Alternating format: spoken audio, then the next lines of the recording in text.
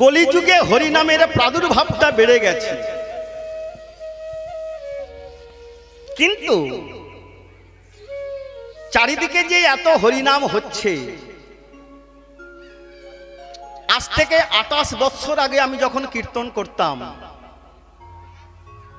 তখন কিন্তু এত হরিনাম হতো না। 5টা-10টা গ্রাম মিলে এক জায়গায় হরিবাসর হতো। এখন হরিবাসরটা, হরিনামটা এমন একটা পর্যায়ে গিয়েছে যেন এক কম্পিটিশন এসে গেছে। কে কত বড় বড় দল আনতে পারে, কে কত হাজার হাজার টাকা ব্যয় করতে পারে,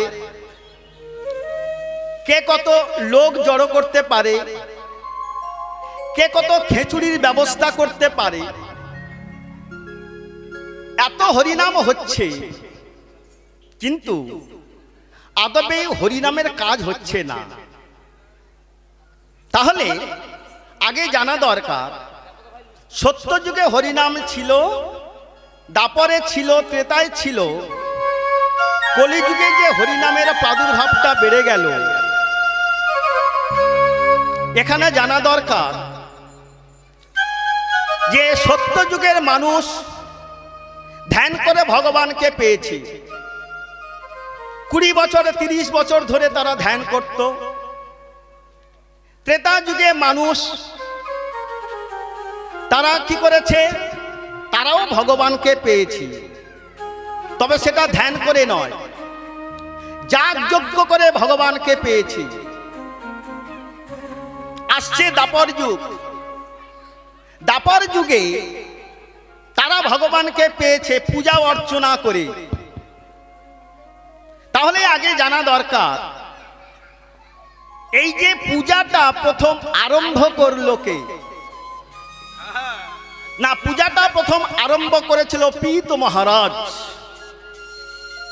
তিনি প্রথমে এই পূজা অর্চনা আরম্ভ করেছিলেন। তাই তত্ত্বে বলা হয়েছে, শাস্ত্রে বলা হয়েছে, আমরা কলিযুগের মানুষ কত ধন্য দেখুন, ধন্যা দেখুন। কেন না, সত্য যুগে ভগবানকে প্রসাদ দেওয়া হতো সোনার থালায় করে। ভগবান বলল, আর আমি যখন যাচ্ছি ত্রেতা যুগে, আমি আর স্বর্ণপাত্রে গ্রহণ করব না। আরেকটু যখন যুগটা পরিবর্তন হলো, তখন আমার ভগবানকে প্রসাদ দেওয়া হলো রৌপ্য পাত্রে। দাপর যুগে যখন ভগবানকে প্রসাদ দেওয়া হয়েছে, প্রসাদ দেওয়া হয়েছে তামার পাত্রে, তাম্র পাত্রে। কিন্তু আমরা কলিযুগের মানুষ কত ধন্যা দেখুন। ভগবান বলল, সোনার পাত্র দরকার নাই, রূপার পাত্র দরকার নাই, তামার পাত্র দরকার নাই, কেবলমাত্র একটা মাটির মালসায় করে যদি প্রসাদ দেওয়া যায়, আমি তাতেই সন্তুষ্ট হব এবং তাতেই আমি প্রসাদ গ্রহণ করব। তাহলে আগে জানা দরকার, এটা বোঝা দরকার যে মা, এখানে একটি তত্ত্ব লুকিয়ে আছে। আমাকে বলে দেওয়া হয়েছে যে আগামী করল আপনাদের এই যে হরিবাসরে সকাল 10টায় 20টি শিখল বাদক আসবেন এবং সেই 20টি শিখল বাদক তারা শিখল বাজাবেন। বিশাল বড় এক অনুষ্ঠান, তার সাথে আছে আপনাদের সবার জন্য হাঁড়িবন্ধ অন্ন প্রসাদের ব্যবস্থা আছে। মা, আপনারা কেউ কিন্তু প্রসাদ যেন না নিয়ে অভুক্ত থাকবেন না। কমিটির তরফ থেকে উত্তম কুমার সেন আপনাদেরকে করজোরে অনুরোধ করছে, মিনতি জানাচ্ছে, আপনারা সবাই আগামী করল অন্ন প্রসাদ গ্রহণ করবেন। তাহলে এই যে মাটির মালসার ব্যবস্থা করা হয়েছে, এই যে মাটির মালসায় প্রসাদ দেওয়া হবে কেন? এখানে শাস্ত্রে কি বলা হয়েছে? শাস্ত্রে কি বলা হয়েছে লক্ষ্য করে দেখুন। আরেকটু সেই পিছন দিকে চলে যেতে হচ্ছে। সেই কবেকার কথা জানেন? যখন ভগবান রামচন্দ্র সিংহাসনে বসতে যাবে, আগামী করল তার অভিষেক। যখন অভিষেক হবে চিন্তা করল, আমি যদি সিংহাসনে বসি, আমি যদি রাজ্যপাট নিয়ে থাকি, কত মুনি মানব, কত মুনি ঋষি, কত যোগী, এরা আমাকে হারাম হারাম বলে ডাকছে। আমি যদি তাদেরকে উদ্ধার না করি, তাহলে কেউ তো আমাকে ভগবান বলবে না, কেউ তো আমার রাম আর বলবে না। বলিবে যখন এই কথা বলেছে, সারা রাত আর ঘুমাতে পারছে না। যখন ভগবান রামচন্দ্র পাইচারি করছে, কি করব, আজ রাত পেরোলে আগামী করলো আমার মাথায় মুকুট পরিয়ে দেওয়া হবে, রাজ মুকুট। সবাই আমাকে রাজা বলবে, সম্রাট বলবে। কিন্তু যারা আমার জন্য পাহাড়ে বসে আছে, যারা আমার জন্য গুহায় বসে হাজার হাজার বছর ধরে ধ্যান করছে, তাদেরকে উদ্ধার করা দরকার। কি করব যখন আর কিছু কোনো পথ পাচ্ছে না? মা, এইবার ভগবান রামচন্দ্র যাবে তো যাবে। রাত 12টা হয়ে গিয়েছে। রাত 12টার সময় একজন ব্যক্তি আমাকে বাঁচাতে পারে, আমাকে উদ্ধার করতে পারে। আমার মা জননী আমাকে উদ্ধার করতে পারে। মা, আপনারা কত বড় ধন্য দেখুন। পৃথিবীতে যাবতীয় ঘটনা ঘটেছে সব মায়েদের জন্য ঘটেছে। সিদ্ধান্ত করলো মা আমাকে উদ্ধার করতে পারে, মা আমাকে বাঁচাতে পারে। রাত 12টা তখন বাজে। রাত 12টার সময় গিয়ে মায়ের দরজায় টোকা দিচ্ছে। মা, মা, কে? আমি রামচন্দ্র। মা কৈকেয়ীর ঘরে গিয়ে যখন টোকা মারছে, কৌশল্যার গর্ভে জন্মগ্রহণ করেছে, ঠিক কথা, কিন্তু কৈকেয়ীর মতো এতটা ভালোবাসতে রামকে আর কেউ বাসত না। যখন রাত্রিবেলা সেখানে গিয়েছে, গিয়ে যখন মায়ের ঘরে টোকা মেরেছে, মা বলছে, বাবা, খোকা, তুই ঘুমাসনি? মা, আমার ঘুম আসছে না, বলো না মা, আমি কি করতে পারি? খোকা, কি হয়েছে? দেখবেন আপনার ছেলে কিংবা আপনার মেয়ে আগামী কাল যখন তার পরীক্ষার রেজাল্ট বেরোচ্ছে, আপনি জানেন আপনার ছেলে কিংবা মেয়ে কত সুন্দর পরীক্ষা দিয়েছে, কি রেজাল্ট করতে পারে। সেই যে বাবা মা রাতের বেলা আর ঘুমাচ্ছে না, পায়চারি করে বেড়াচ্ছে, আমার সন্তানের রেজাল্টটা কি হবে, আমার সন্তানের পরীক্ষার ফলটা কি হবে? যখন সে পায়চারি করে বেড়াচ্ছে না, ঘরের ভিতরে মা কৈকেয়ী বলেছে, খোকা আয়, তুই ঘরের ভিতরে আয়। ঘরের ভিতরে যখন তাকে ডাকা হয়েছে, দুটি নয়ন জলে ভগবান রামচন্দ্র মা কইকেয়ীর দুটি পায়ে ধরে বলছে, মা আমার একটা কথা তুমি রাখবে। খোকা কি হয়েছে, তুই এমন ভাবে কাঁদছিস কেন? মা তুমি হয়তো জানো না, আমি যদি আগামী করল রাজ সিংহাসনে বসি, লোকে আমাকে রাজা বলবে, লোকে আমাকে সম্রাট বলবে, কিন্তু মা আমার জন্য কত মুনি মানবরা বসে আছে, তাদেরকে উদ্ধার করতে হবে। মা তুমি আমার একটা কাজ করে দেবে। কি খোকা? আমরা সবাই জানি যে মা কইকেয়ীর জন্য ভগবান রামচন্দ্র বনে গিয়েছিল, এটা সঠিক নয়। কেন?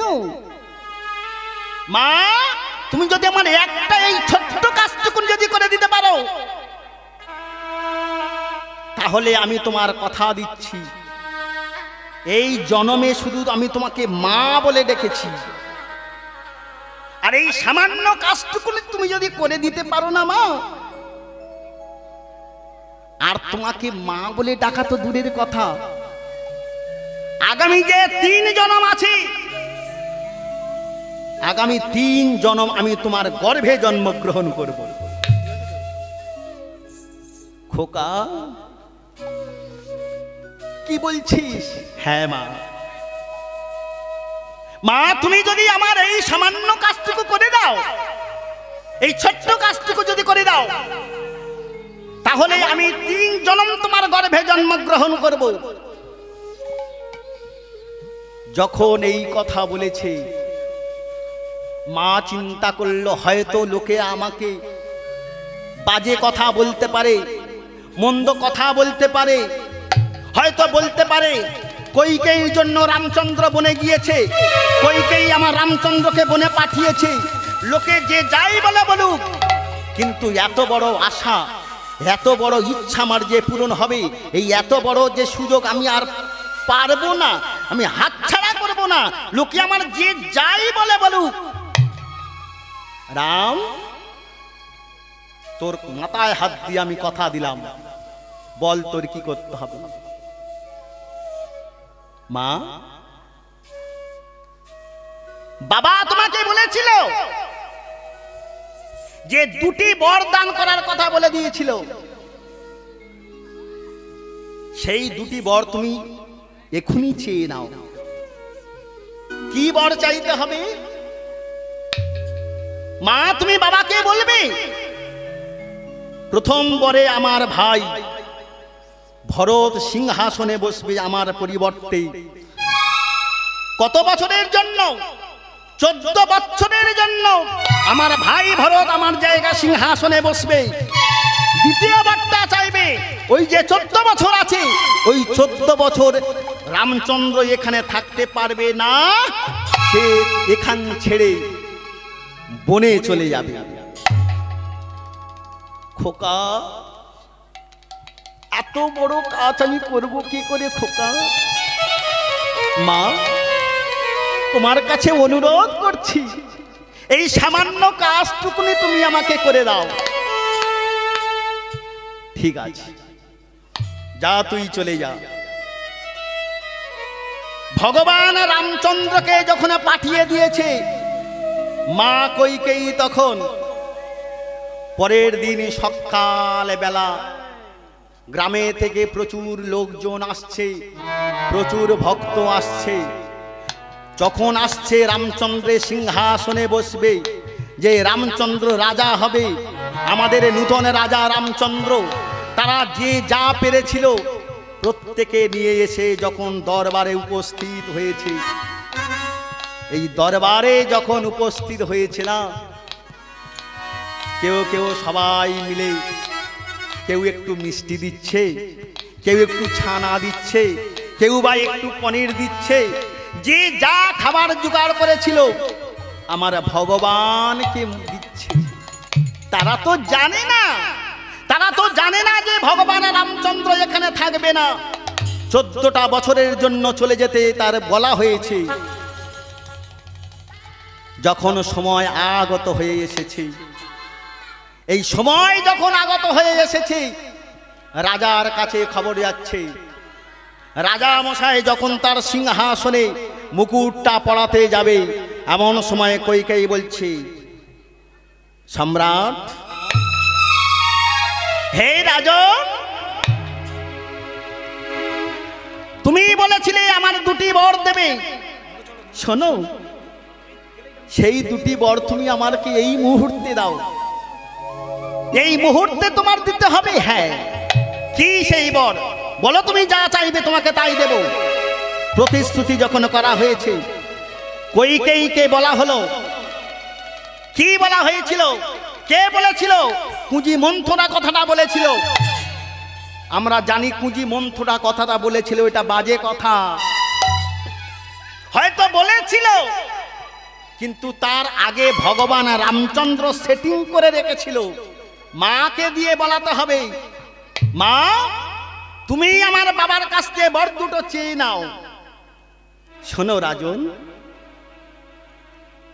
আমার ছেলে ভরত 14 বছরের জন্য সম্রাট হবে, রাজা হবে। আর এই 14 বছরের জন্য রামচন্দ্র যখন বনে চলে যাবে, যখন এই কথাটা বলেছে না, বলার সাথে সাথে সে আর থাকতে পারল না। কি করবে? মা, মা কেমন বস্তু দেখুন। এমন সময় মা তো জানে না যে কইকেয়ী এই বরটা চাইতে পারে। কৌশল্যা চিন্তা করল যে এই সময় প্রত্যেকের মনের বস্তু দিয়ে আমার রামচন্দ্রের বদনে দিচ্ছে, কিন্তু আমি আমার সন্তানের বদনে কি দেব? মা আর কিছু দেবে না ভেবে মা কি করেছে, একটা পাত্রে করে তার বুকের অমৃত সুধা একটা পাত্রে করে যখন নিয়ে আসছে না, এই যখন পাত্রটায় করে নিয়ে আসছে আমার রামচন্দ্রের বদনে দেবে, এই কথাটা কানে গিয়েছে, কৌশল্যার কানে গিয়েছে যে ভরত রাজা হবে, 14 বছরের জন্য রামচন্দ্র বনে চলে যাবে।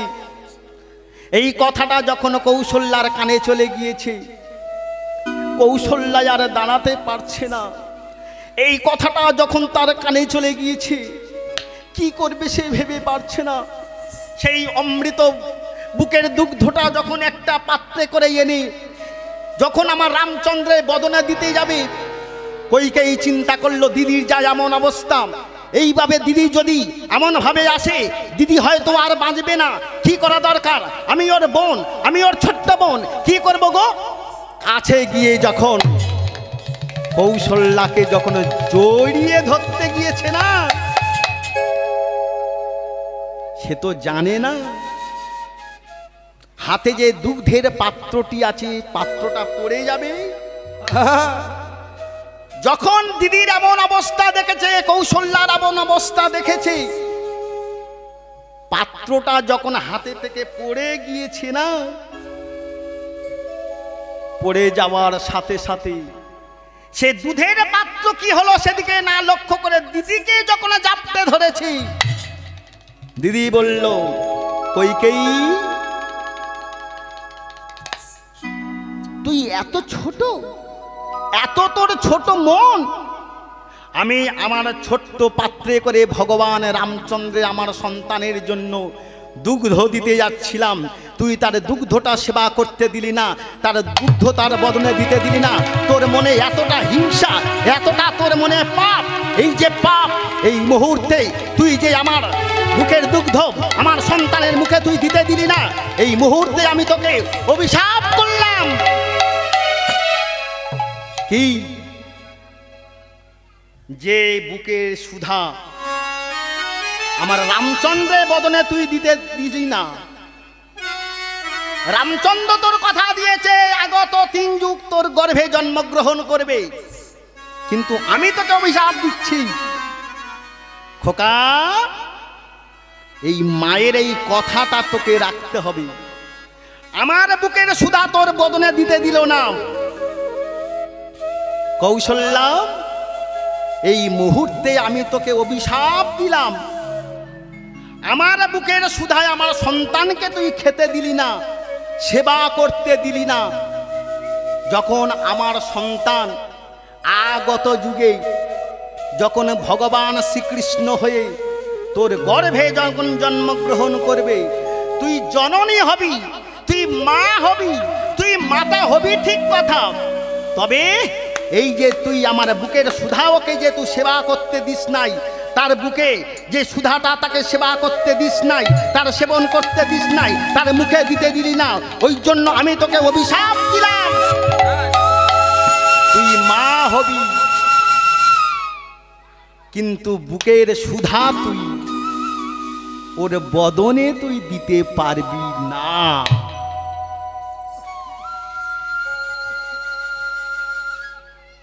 দেখেছেন, সেই ভগবান রামচন্দ্র যখন দাপর যুগে কৃষ্ণ অবতারে কৃষ্ণ হয়ে জন্মগ্রহণ করেছে, মা দেবকীর কাছে যখন জন্মগ্রহণ করেছে, 12 বছর পরে একটা একটা করে শাড়ি দেয়, সেই শাড়িতে সারাটা জীবন আমার কাটাতে হয়। একটি মাত্র বস্ত্র 2 দিন 3 দিন অন্তর পোড়া রুটি দেয় আমাদের খাবার জন্য। এত কষ্ট করে যখন আমার সন্তান যখন আমার কাছে এসেছে, আমি আমার সন্তানকে আমি আমার বুকের সুধা দিতে পারলাম না, আমি আমার বুকের অমৃত দিতে পারলাম না। কৃষ্ণ গোপাল, এই কৃষ্ণ গোপাল বলে যখন বারবার কাঁদছে, কৃষ্ণ গোপাল বলে বারবার যখন কাঁদছে, ওরে কৃষ্ণ রে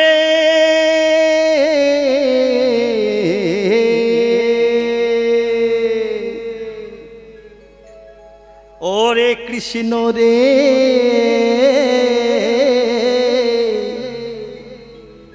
আমার কৃষ্ণ গোপাল, ওরে কৃষ্ণ গোপালে রে,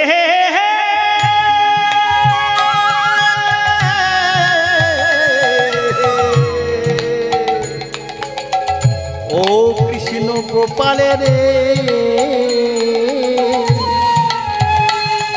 ওরে কৃষ্ণ গোপাল, কৃষ্ণ গোপাল রে,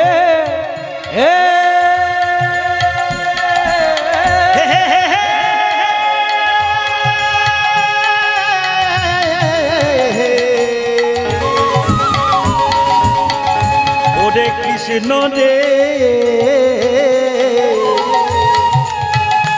তোর বদনে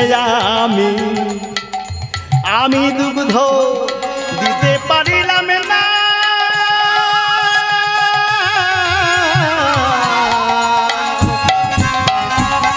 ওরে কৃষ্ণ রে, তোরে বদনে বদনে বদনে, ওরে কৃষ্ণ রে, কৃষ্ণ আমার কৃষ্ণ, ওরে কৃষ্ণ রে, ওরে কৃষ্ণ তোর বদনে আমি আমার বুকের দুগ্ধ দিতে পারিলাম না রে। ওরে কৃষ্ণ রে, ওরে কৃষ্ণ আমার, ওরে কৃষ্ণ রে। বারবার বলে যখন কৃষ্ণ গোপাল বলছে, তামা সন্তান যখন, আপনারা মায়েরা ভালো করে বলতে পারবেন, সন্তান যখন মায়ের বুকের দুগ্ধ যখন সেবা না করতে পারে না, মায়ের বুকের দুগ্ধের তাড়নায় বুকটা যন্ত্রণা করে, করে তো মা? যখন তার বুকের দুগ্ধের তাড়নায় বুকটা যখন যন্ত্রণা ছটফট করছে, দেবকী আমার কি করেছে, একটি পাত্রে করে নিয়ে সেই দুগ্ধটা মর্দন করে রাখবে তো রাখবে, একটা পাত্রে রেখেছে। কিছুক্ষণ পরে দেখা যায় যে পাত্রের দুগ্ধটা আমার গোপালের বদনে দেওয়ার কথা, আমার ভগবান কৃষ্ণের বদনে দেওয়ার কথা, আমার গোপালের বদনে দেব সিদ্ধান্ত করেছি, সেই গোপালের বদনে না দিয়ে দেখা যায় পাত্রের চারিদিকে ছোট্ট ছোট্ট পিঁপড়ে লেগে গেছে। যখন পিঁপড়ে লেগে গেছে, মা দেবকী পিঁপড়েদেরকে অভিশাপ দিচ্ছে, পিঁপড়ে আমার এই যে বুকের সুধা আমার গোপালকে খাওয়াবো বলে আমি সিদ্ধান্ত করেছিলাম, সেই গোপাল যখন বুকের সুধা খেতে পারল না, গোপাল যখন দুগ্ধ খেতে পারল না, সেই দুগ্ধ তুই যখন সেবা করলি, এই দুগ্ধ যখন তোরা পান করলি, আজকে থেকে আমি তোদেরকে অভিশাপ দিলাম। কি? ভগবানের সেবার জন্য যখন কোনো বস্তু রাখা হবে, যতক্ষণ না পর্যন্ত আমার গোপালের কৃষ্ণের প্রসাদ না হবে, ততক্ষণ পর্যন্ত তোরা সেখানে যেতে পারবি না। তবে আপনারা তো বলতে পারেন যে বাবা উত্তম, দেখা যায় যে ঠাকুর ঘরের মধ্যে যে প্রসাদ দেওয়া হয়েছে সেখানে হয়তো পিঁপড়ে লেগে গেছে, যদি দুটা একটা পিঁপড়ে লেগে যায় ওটা হলো ব্যতিক্রমীয় মা।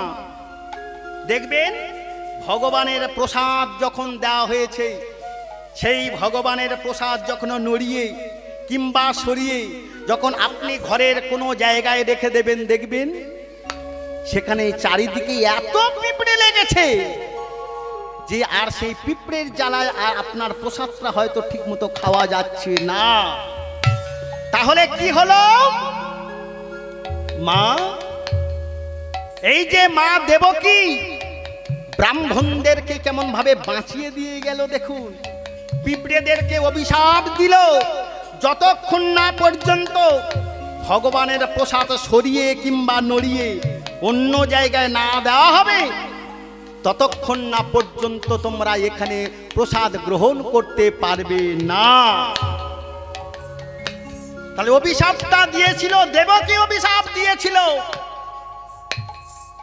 মা।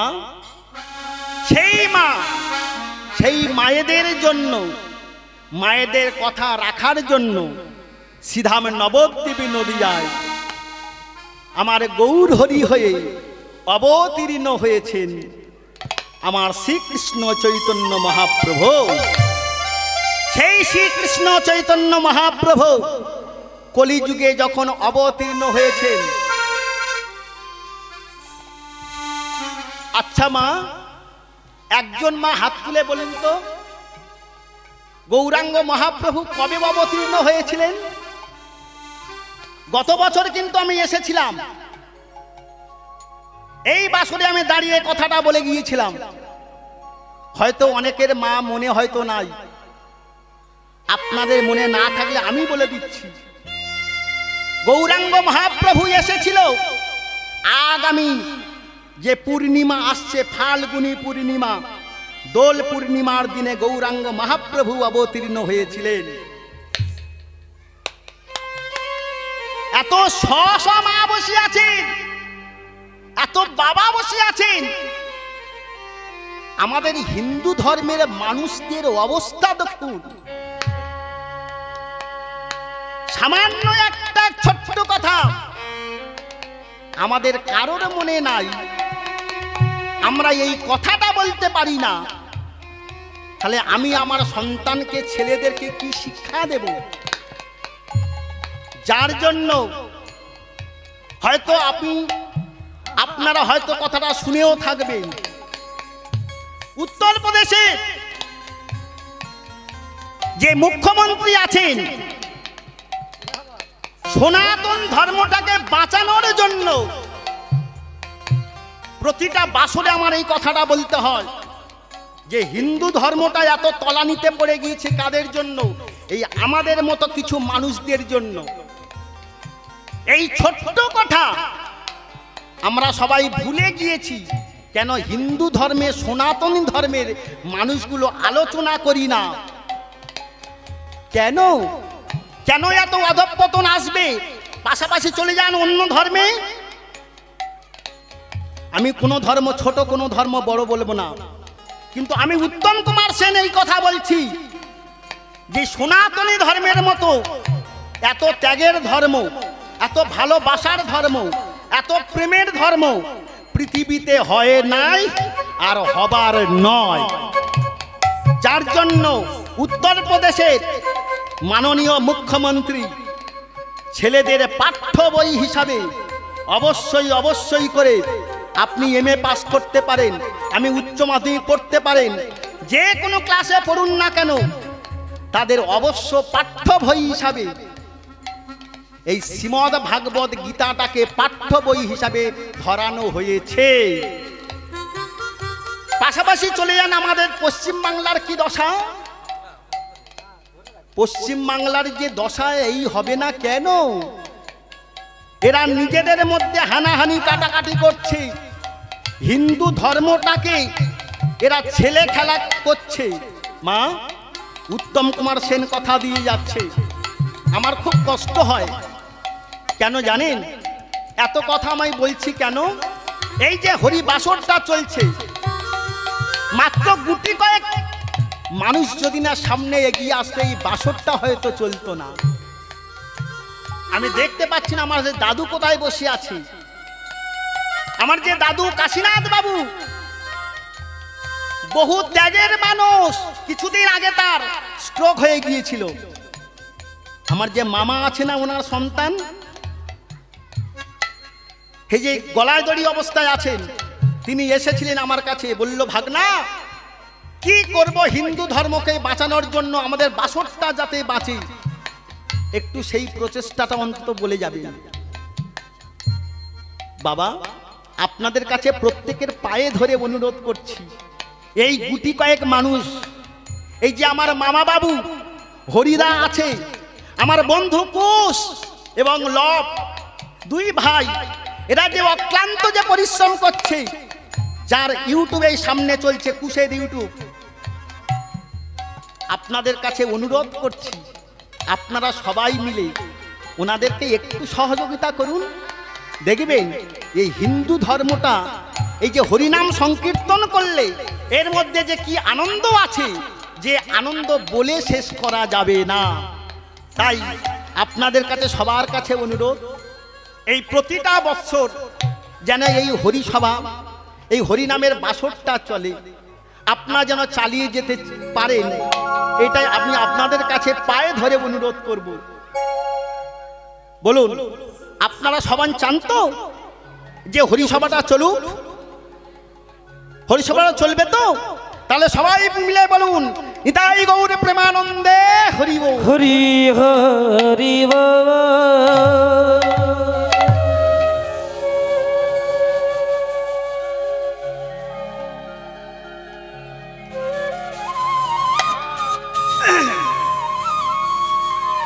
আচ্ছা। তবে মা, হরিনাম শুধু চালালে তো হবে না, হরিনামের বাসর চালাতে গেলে আপনারা সবাই জানেন যে একটা বাসরে চালাতে গেলে কত অক্লান্ত পরিশ্রম, কত অর্থের দরকার আছে।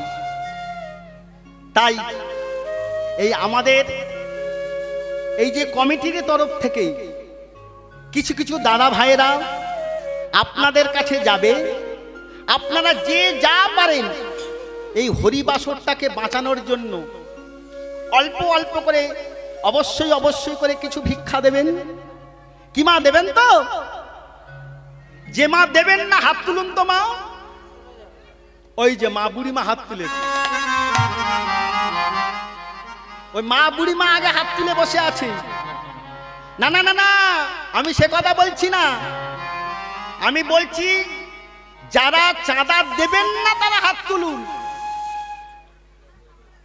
বলে ও কাকা, বলে কি? বলে তোমার ভাইজির বিয়ে। হ্যাঁ, কাকা তো শোনেনি ঠিক মতো, কাকা হুড়ের তালে দিয়েছে হয়তো হোক। যখন বলেছে হয়তো হোক, এখন কাকাকে বলা হচ্ছে কাকা হয়তো হোক বললে তো হবে না, তুমি তো ওর কাকা, তা এই বিয়ে দিতে গেলে তো কিছু টাকা পয়সার খরচা আছে, তা তুমি যে কাকা তোমার তো কিছু দিতে হবে। কাকা তখন বলছে না হয় না হোক, তেমনটি যেন না হয় মা। আমাদের কমিটির লোকেরা সদস্যরা আপনাদের কাছে যাবে, যে যা পারেন তাই দেবেন। তবে মা দয়া করে এই সময় কেউ যেন প্রস্রাবটি লাগাবেন না, আর প্রস্রাবের বেগ যেন না আসে এই সময়। আর একটা কথা বলি মা, দয়া করে কেউ ওই যে খুচরো পয়সা ওটা দয়া করে দেবেন না কেউ। ওই যে খসখসের যেটা ওই যে কি বলে টাকা, 10 টাকা 5 টাকা দিয়ে সাহায্য করবেন। চলুন আমরা যেখানে ছিলাম সেখানে যাই। সেই যে ভগবান শ্রীকৃষ্ণ কলিযুগে নবদ্বীপ নদিয়া ধামে অবতীর্ণ হয়েছেন, যখন অবতীর্ণ হয়ে এইবার নবদ্বীপ নদিয়ার পথ দিয়ে যখন আমরা ভগবান যখন হরিনাম সংকীর্তন করে যাচ্ছে, অদ্বৈত আচার্য বলছে প্রভু এদেরকে যত হরিনাম বলান না কেন এরা কখনো হরিনাম বলবে না কেন? এদের মধ্যে ভক্তি কম আছে। যেই বলেছে ভক্তি কম আছে, তখন আমার অদ্বৈত আচার্যের কথা শুনে গৌরাঙ্গ মহাপ্রভু বলছে ভক্তি যাদের কম আছে আমি তাদের ভক্তির জন্য ব্যবস্থা করেও দেব। কি করে? অদ্বৈত আচার্য বলছে কি, আহা গাহ পুন পুন শ্রী গৌরাঙ্গের গুণ,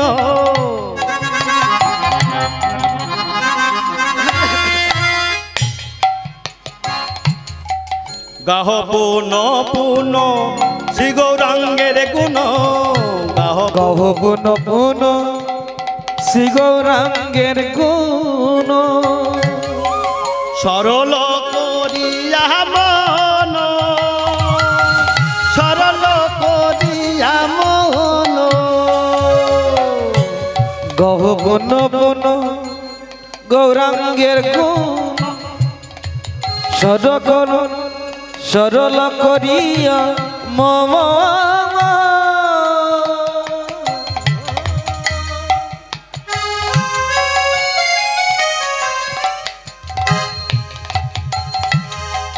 সরল করিয়া গাহ পুন পুন গৌরাঙ্গের গুণ, সরল করিয়া মম।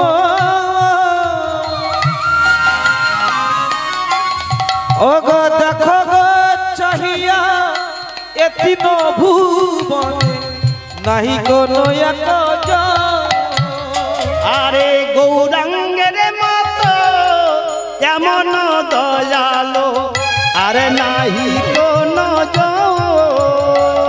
ও গো দেখো গো চাহিয়া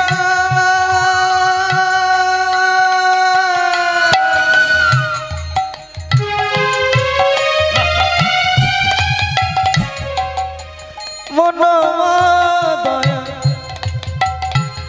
নাহি কোনো এক জন, বলো এমন দয়াল কে আছে, বলো এমন দয়া কে বলো এমন দয়াল কে আছে, বলো এমন দয়াল কে মার খেয়ে নাম বিলায় গেল, বলো এমন দয়াল কে মার খেয়ে নামে বিলায়